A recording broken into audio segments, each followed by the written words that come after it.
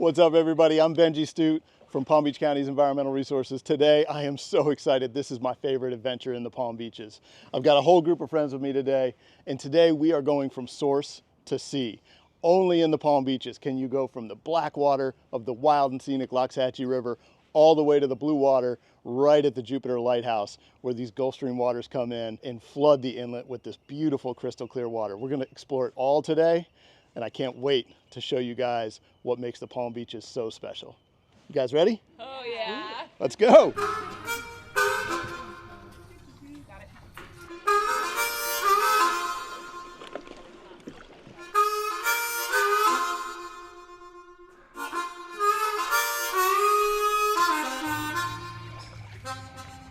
So now I told you guys we're on the wild and scenic Loxahatchee.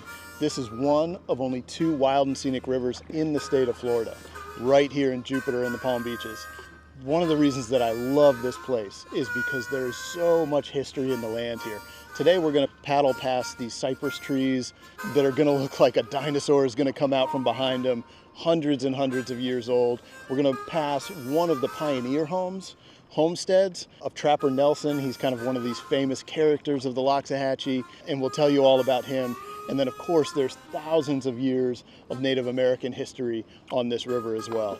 It is incredibly prehistoric, just a couple minutes down from the launch at Jupiter Outdoor Center, and you feel like you have traveled back in time. I cannot wait to share this adventure with you guys.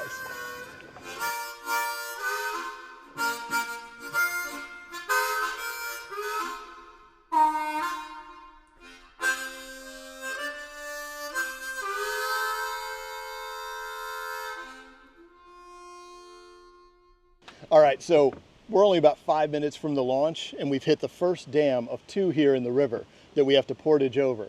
And right now, I love this time of year. We're doing this adventure in the late spring, so water levels are super low. We're at the height of the dry season, but that means that all of the wildlife is packed in, because in the wet season, the river comes up and it floods the banks and expands in this really, really wide area. Right now, all of these water-loving critters, all of the alligators, which we just saw, maybe we'll see some manatees, otters, and there are so many freshwater turtles here in the Loxahatchee, and they're all packed into this one little area. So I love this time of year. We're going to head over this first portage, and this is where the river gets really wild.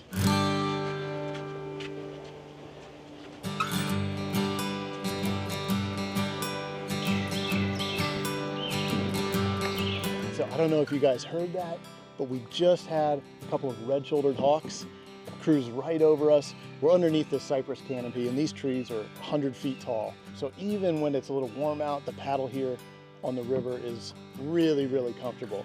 And you know, I mentioned water levels are crazy low right now. You can see the stain lines on the cypress knees behind me. So water's about 3 feet lower than it would be in the wet season. We're seeing gar and blue crabs and mullet and all kinds of fish and turtles. We've got red-shouldered hawks. I'm still looking for my first owl. I usually can see an owl if I look close enough. The barred owls will hang out here. They're super secretive, but this place is just so alive. Everywhere you look, if you look close enough, there's little dramas going on.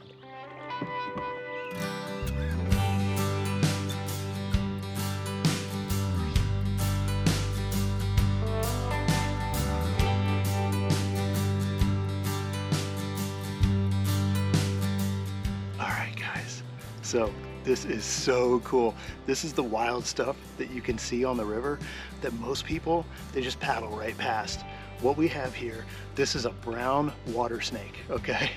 And this guy is so rad. Most people would see this and they would be all freaked out and say, oh, it's a cottonmouth, kill it, kill it. Being scared of snakes is something that I understand, but the large majority of snakes that we have here are non-venomous. It's about understanding them.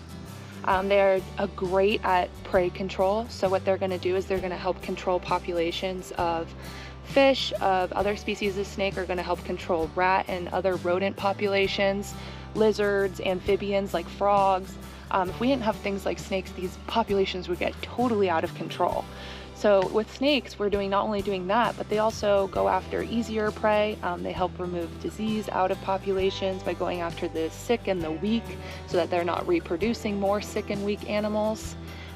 Snakes are super, super docile creatures in most senses. Most of the time they're hiding under leaf litter, or like this guy was, on a bunch of down logs here, just waiting for an opportunity to move and find food. Once they do find food, what will happen is a lot of the time I'm gonna let this guy go now, as he's done a really good job of showing off for us. He sure has.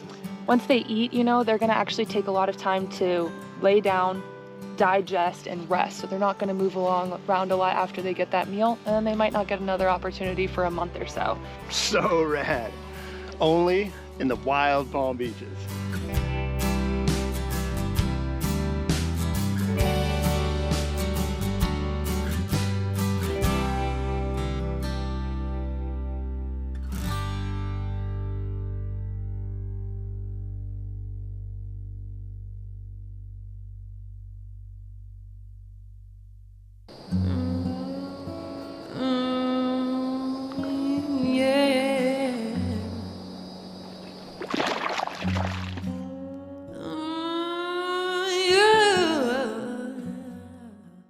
So we're at the second of 2 dams here on the Loxahatchee. So we're portaging these boats over. You can see how low the water is right now. And these portages make it super easy to just drag your boat, even if you're by yourself, which we never recommend. Always bring a buddy in the woods. But you can see even over on this side, I mean, it drops off and the water is not even at the end of the portage. So you can tell how low water levels are.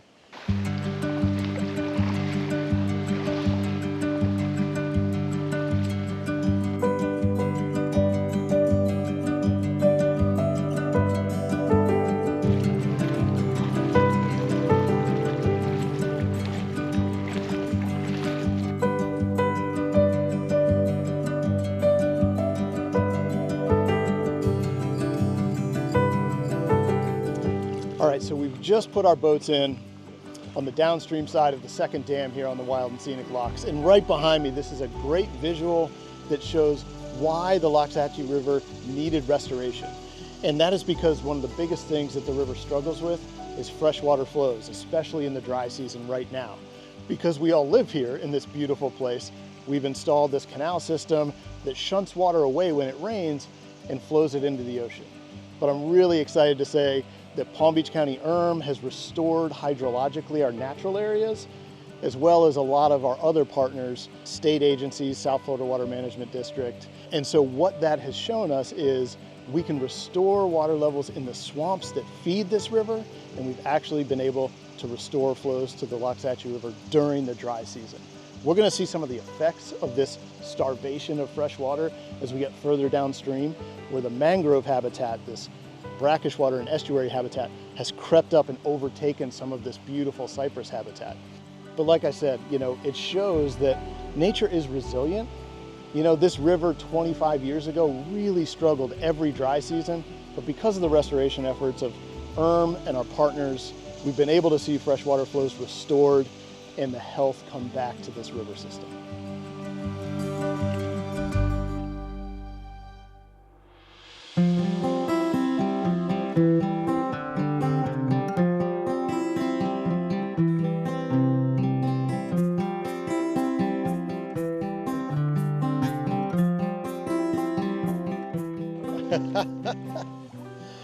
Oh man, so we made it.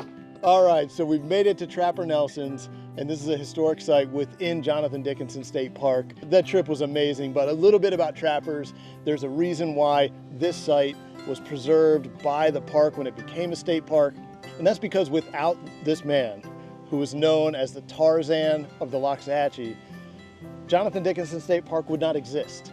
So this guy, he came down with his brother from New Jersey in the mid-30s, and he was riding the rails as a hobo, and they came across the railroad bridge over the Loxahatchee River and saw this beautiful turquoise blue water coming in underneath them, and they said, okay, this is the place, and they jumped off.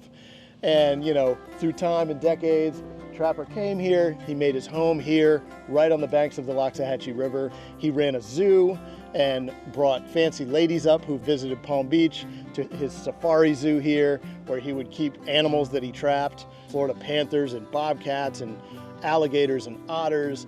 But after he passed, you know, the legacy that he left was the preservation of a big stretch of what is now this wild and scenic river. So thanks to Trapper Nelson, you know, we get to enjoy this place of the Wild Palm Beaches still today. And that's also not discounting, of course, the thousands of years of Native American history all up and down the banks of this amazing river. In fact, the river got its name from the Seminole word Loxahatchee, which means river of turtles. Every time I go down this river, no matter how many times, I think I started going down this river when I was like 6 or 7, and no matter what, every single time is different. Every time based on water levels, what animals we're seeing, what kind of other creatures and people you might come across. The water levels were the lowest I have ever seen them coming down here, and it made it such an epic journey. Truly, the way that some of the cypress knees became almost like canyons coming through them, as well as just the portaging, even though it can be a little exhausting to lift this kayak up and down, it creates its own little adventure. We saw alligators, we saw tons of different birds and things. It was absolute magic. Super fun. Go get your arm workout, your back workout in, you know, all of the workout. So the portaging for me was, I think, the wildest part. I've never seen this river so low. I've also not seen it very high, but the amount of times that we had to get out of the boat and make our way across, and the teamwork too, was really cool. And then additionally, all the fish. I've never seen the water so clear to where I could see the fish just paddling along. The gar were so beautiful. I always say that Florida is the gift that keeps on giving, because every time I come out, whether it's in the glades or in the ocean, I'm always seeing something new. So it's always a very heartful experience. So this is another one where I'm leaving today and my heart's very full. Really great adventure for sure.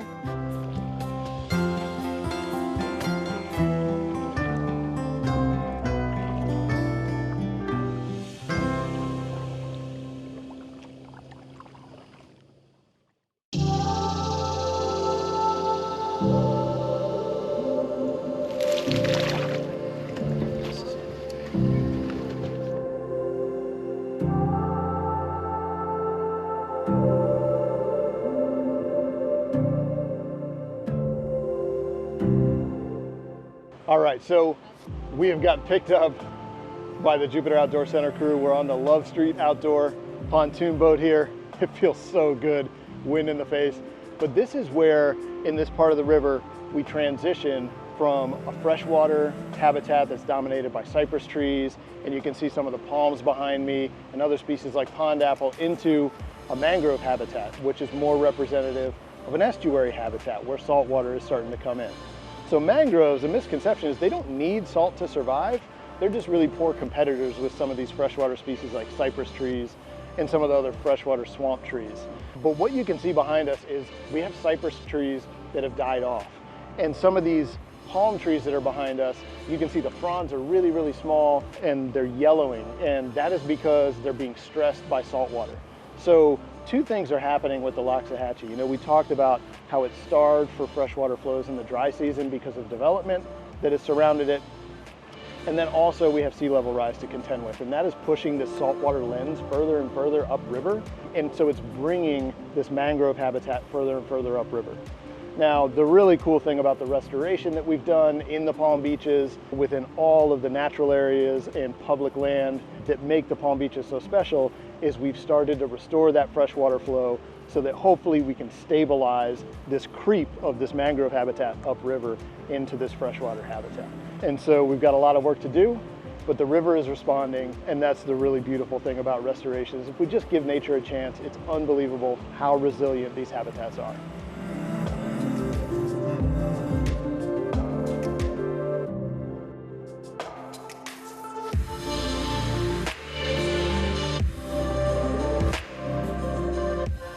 All right, so we've made it out of Jonathan Dickinson State Park, through Tequesta, down the Loxahatchee River a few miles. And you know, back in the park and in the river, you could see the water was this brownish color, and that was the tannins that stain the water. It was still pretty clear. And it's moving into this green right now over the last few miles, and right here is where we hit blue water. This looks like the pictures that you see of the Bahamas, but it is right here in the Palm Beaches. This is what makes this place so special. We literally just came over the color change. I can see top to bottom here. everything that we're passing. I mean, this is just unbelievable. This is why I have called Jupiter in the Palm Beaches my home for over 2 decades.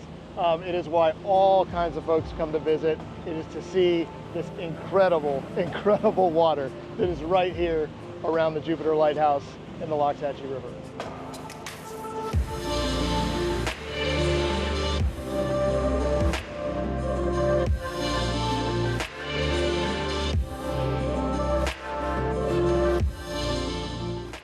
When I started my company at 23 years old, I would tell anybody that listened, by the time I'm 40, I want to do something else with my life. And oftentimes we would deal with visitors, and they would ask me, what do you do around here besides play golf and go to the beach? And I'd tell them about all the fun I was having on the Loxahatchee River, and the idea popped. Why not an outdoor center in Jupiter? We don't have mountains or whitewater, but we've got blue water, and we got so many beautiful natural areas. Why not create an outdoor center to connect people with nature? We hear Jurassic Park-like. We hear, I didn't know this existed. There's so much beyond the beach in Palm Beach County and Jupiter. They get the distinction of ecosystems, starting in the cypress swamp with alligators and ending up in a mangrove estuary with manatees. It blows their mind. I see their way of being once they return from the wild. They're different. They're different. They're relaxed. They're stress-free. They're happy. And that just floats our boat. It's just been an amazing day, once again, getting wild in the Palm Beaches. A dream.